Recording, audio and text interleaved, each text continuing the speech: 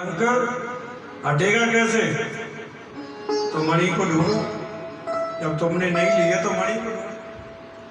भगवान 10-5 जनों को लेकर के जंगल में गए। जहाँ जंगल में आकर जाकर के देखा प्रसन्न मणा पड़ा हुआ है, प्रसेन मणा पड़ा हुआ है। उन्होंने प्रसेन के शरीर से आगे चल करके देखा तो शेर के पंजे बने हुए हैं।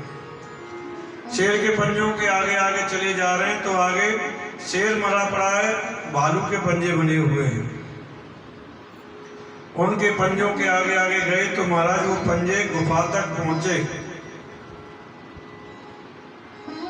मन की ये चरण गुफा तक आ रहे हैं, इसका मतलब मणि इस गुफा के अंदर ही है।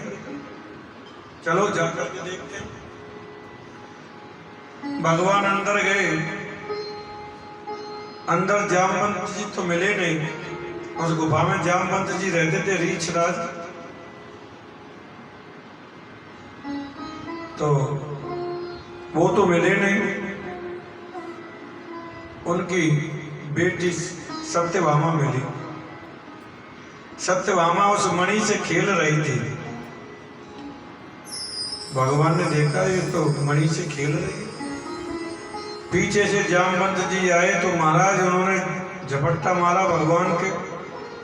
आपस में दोनों में युद्ध छिड़ गया। घमासान युद्ध हुआ महाराज। जामवंत जी की तो नस नस ढीली हो गई। जामवंत जी ने कहा बस बस बस बस, अब मैं समझ गया, मैं पहचान गया, मेरे राम ही, मेरे रघुवर ही इस रूप में आए हैं। जिस वक्त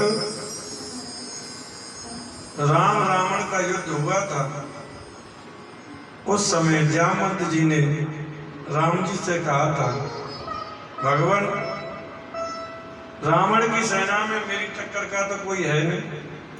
मेरी टक्कर का तो एक ही था, रावण। वो आपके लिए था, आप किससे युद्ध करते।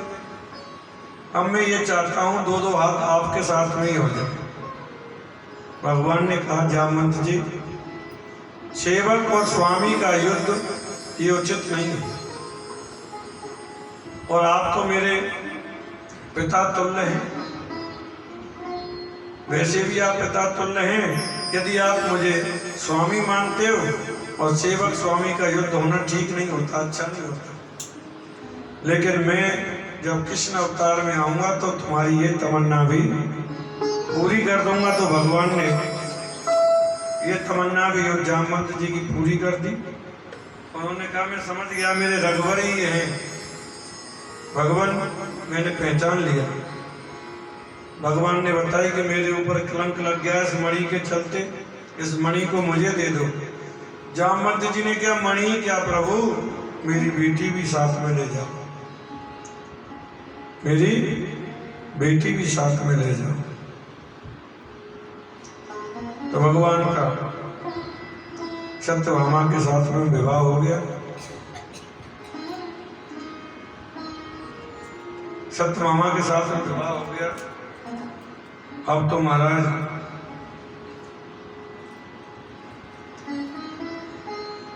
तीसरा विवाह भगवान का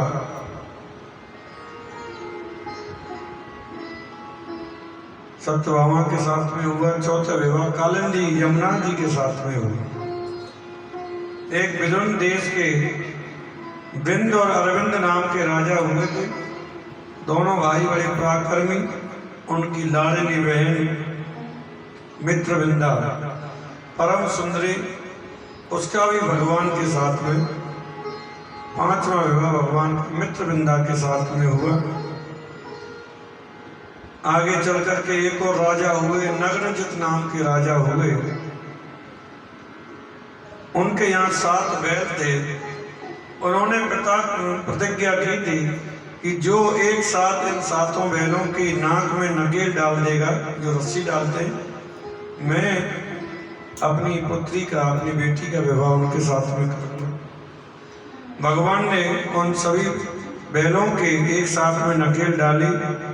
तो महाराज छठा विवाह भगवान का नग्नजिति के साथ में हुआ। फिर 7वां विवाह भद्रा के साथ में हुआ। मानव देश के राजा थे कि बिटिया का नाम है लक्ष्मण। 8वां विवाह भगवान का लक्ष्मण के साथ में संपन्न हुआ। एक और राजा हुआ जिसका नाम है भौमासुर, जो भूमि से उत्पन्न हुआ था। भौमासुर इतना पराक्रमी था, जहां भी राजघरानों में जाता, जहां भी सुंदर राजकुमारियों को देखता और अपने बल अपनी शक्ति के कारण उनको उठा करके ला करके अपने कारागृह में बंद कर देता और संकल्प ले लिया था, जब 100 राजकन्याएं हो जाएंगी तो एक मुहूर्त में इनके साथ में विवाह करूंगा। तो महाराज इतनी राजकन्याओं को उसने बंदी बना करके रखा।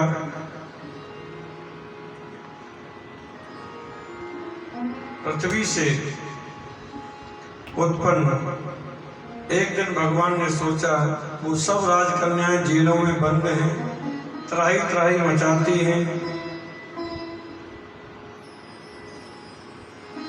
भगवान ने जाकर के भी उनका भी भौमासुर के साथ में युद्ध किया और युद्ध में भौमासुर मारा गया।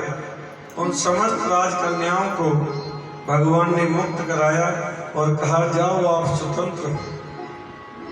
उन सभी राजकन्याओं ने कहा कि हम कहाँ जाएंगे प्रभु, हम कहाँ जाएंगे? कोई भी परिवारी जन हमें स्वीकार नहीं करेगा। किसी को साल हो गए, किसी को 2 साल हो गए, किसी को 2 महीने हुए, किसी को 6 महीने हुए घर से निकले हुए। समाज बड़ा विचित्र है, कहाँ जाएं हम? जीने नहीं देगा समाज, बड़ी बड़ी बातें बनाएगा। भौमासुर के कारागृह में रह के आई है, कौन हमसे विवाह करेगा? कौन विवाह करेगा? तो भगवान ने कहा, चिंता मत करो, तुम्हारे साथ मैं विवाह करूंगा। तो भगवान ने एक ही मुहूर्त में उन 16,100 राजकन्याओं के साथ में विवाह कर लिया।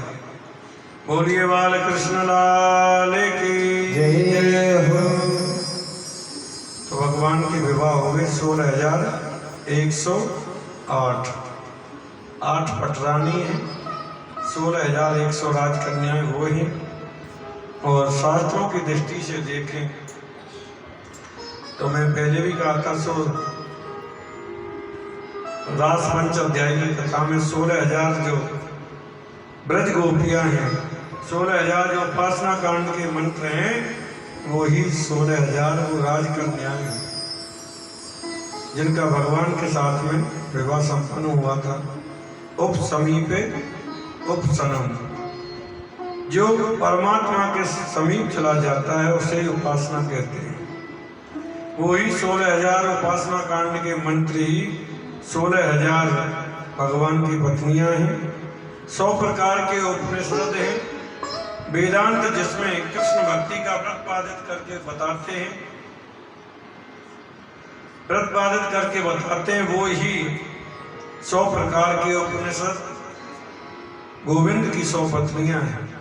और भगवान गीता में तो कहते हैं कि भूमि रापो नलो वायु खमनो बुद्धिरेव च अहंकारं निधियामे मित्रा प्रकृतिरष्टदः।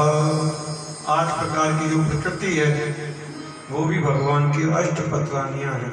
भूमि, जल, वायु, आकाश, मन, बुद्धि, अहंकार, ये 8 प्रकार की प्रकृति है। जीव में ईश्वर में अंतर क्या है? जो प्रकृति के वश में रहता है वो जीव है, और प्रकृति जिसके वश में रहती है वो ईश्वर है, उसे ईश्वर कहते हैं। परमात्मा प्रकृति के वश में नहीं है, प्रकृति परमात्मा के वश में रहती है। 8 प्रकार की प्रकृति गोविंद की अष्टपट रानियां हैं। 100 प्रकार के उपनिषद जो है 100 पत्नियां हैं। आगे चलकर के भगवान के पुत्रों की बड़े सुशील हैं, बड़े पुत्र प्रद्युम्न हैं। प्रद्युम्न के 2 विवाह हुए, अनिरुद्ध के भी 2 विवाह हुए। आगे चल के भगवान के वंश के निरूपण है। आइए।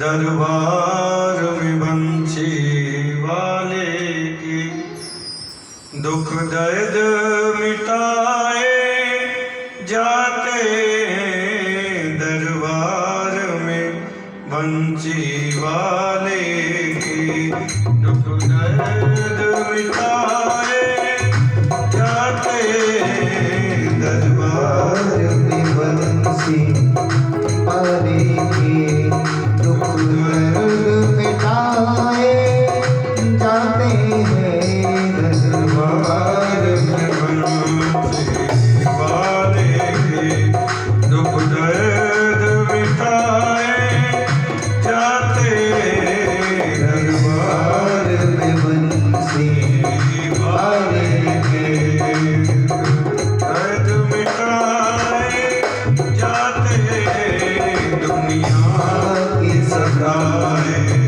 लोग यहाँ जीने से लगाए जाते हैं, दुनिया की सदाए लोग यहाँ सीने से लगाए जाते हैं, दरबार में राधा रानी के।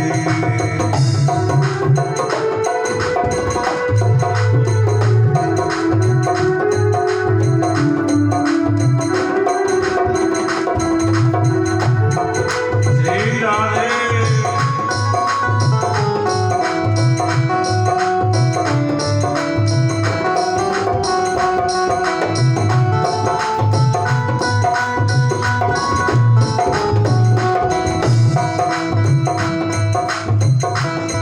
संसार नहीं है रहने को यहाँ, दुख ही दुख है सहने को, यहाँ दुख ही दुख है सहने को, यहाँ दुख ही दुख है सहने को, भर भर के प्याले अमृत के, भर भर के पिलाए अमृत के यहाँ रोज पिलाए जाते हैं, दरबार में रानी के दुख दर्द मिटाए जाते हैं, दरबार में रानी के।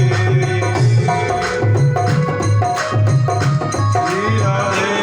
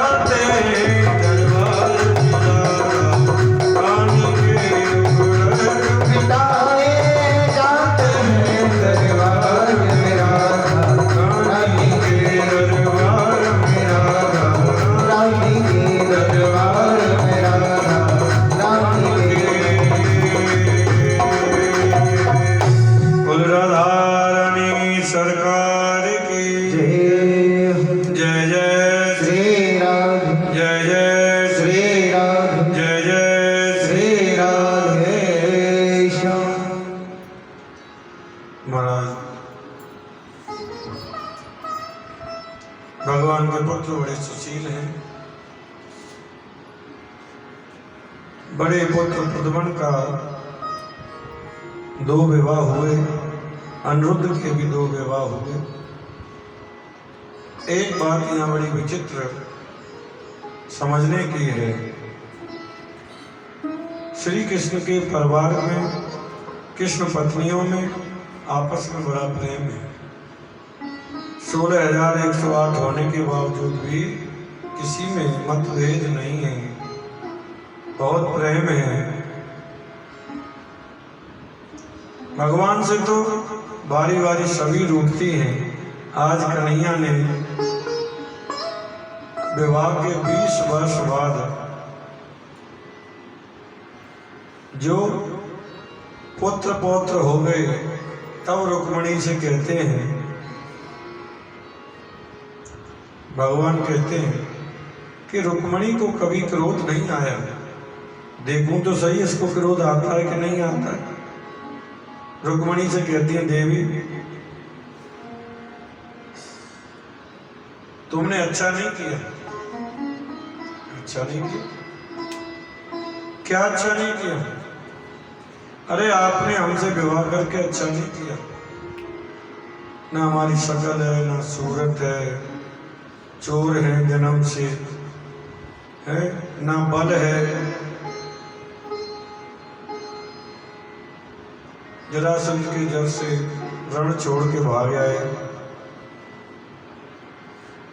तुम्हारे भाई ने विवाह उनके साथ संपन्न किया था। सुखदेव जी कहते, राजन ये सब बातें रुक्मणी से कही तो देख, चेहरे की तरफ देखते हैं भगवान तो क्रोध नहीं आया। क्रोध नहीं आया, इसलिए मेरे गोविंद की नजर में रुक्मणी जी सर्वाधिक आदरणीय है। और सत्यभामा तो हमेशा मिनट मिनट में रुक जाती है। क्यों? अरे उसके घर से मणि जो आई है महाराज, आधा राज ठाकुर जी का, तो आजा उसका, वो मिनट में धमकी दे देती है। कृष्ण पत्नियों में सबसे ज्यादा सत्यभामा ही रोकती है, लेकिन रुक्मणी को कभी क्रोध नहीं आया।